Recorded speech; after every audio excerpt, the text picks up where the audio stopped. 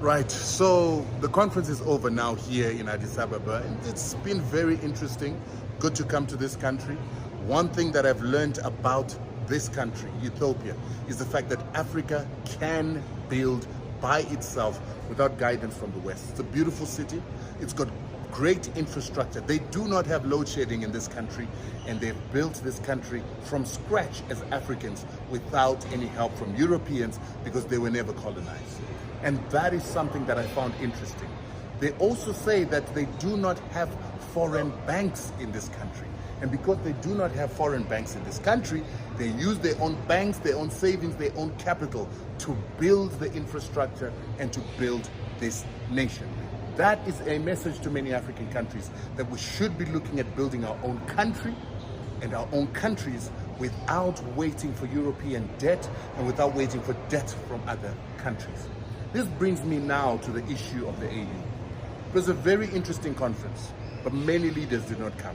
Museveni did not even bother to come. He sent somebody junior. The Malawian president did not come. I did not see the Botswana president. And in fact, many people who've always come here have said that they felt that most presidents did not come. We did not even see the festivities and activities that usually go with this conference. And the question is why? And so when we asked some of the people why the Museveni didn't come, they said Museveni said unless there starts to be reforms at the AU and unless there starts to be concrete decisions made on real important issues, he doesn't find the reason to come. And then we also have the Francophone countries that did not come. The other issue that I saw is that the issues that they discuss here tend to lack what is important for African countries. Number one, they have this emphasis on partners. And these partners oftentimes are Western nations, the World Bank, and these Western institutions that are known to underdevelop Africa. And the question we're asking the AU is why do you keep partnering with enemies of Africa to try and develop Africa? For instance, the World Bank is lending money to the AU to create a think tank for Africans, a think tank for the AU, but they won't even allow us to have money to industrialize. The World Bank is known for deindustrializing Africa, over-indebting Africa. So why are they still our partners? Why do we take money from them? And why don't we emulate Ethiopia that does not use Western banks to develop itself? Another issue is food. They are partnering with institutions that want to bring GMOs onto the African continent. They do not talk about institutions like AGRA that have taken a very important role on the continent to make rules on how it is that we grow our food.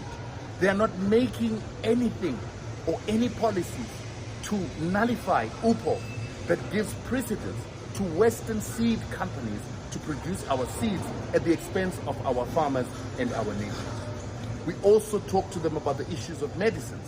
They keep talking about medicines coming from Western companies, partnering with Western companies, and yet HIV has been spread on this continent together with many other diseases through vaccines that were given. This is something that is not a conspiracy theory.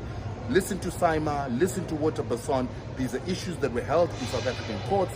These are issues in the public domain where Saima executives, Saima soldiers admit that they used vaccines to vaccinate Africans and to give them HIV. These are topics and discussions that were not had here at the AU. Our leaders continue to partner with these people that want to destroy African life. And the question we're asking is, what's the point of all these meetings if our leaders are still going to talk with the enemy?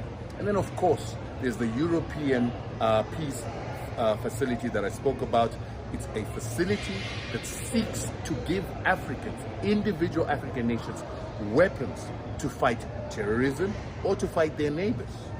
This money used to go to the AU when it used to be called the Africa Peace Facility. But now those monies will be given by European nations directly to African countries. And this is also why we're still seeing Western bases in African countries. We've got a person like Ruto, pretends to be a Pan-Africanist. But Ruto has got two military bases, the Americans and the British. The Americans have two bases, the British have one.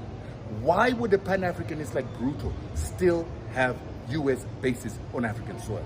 Why would the Ghanaian president still have American bases on his soil?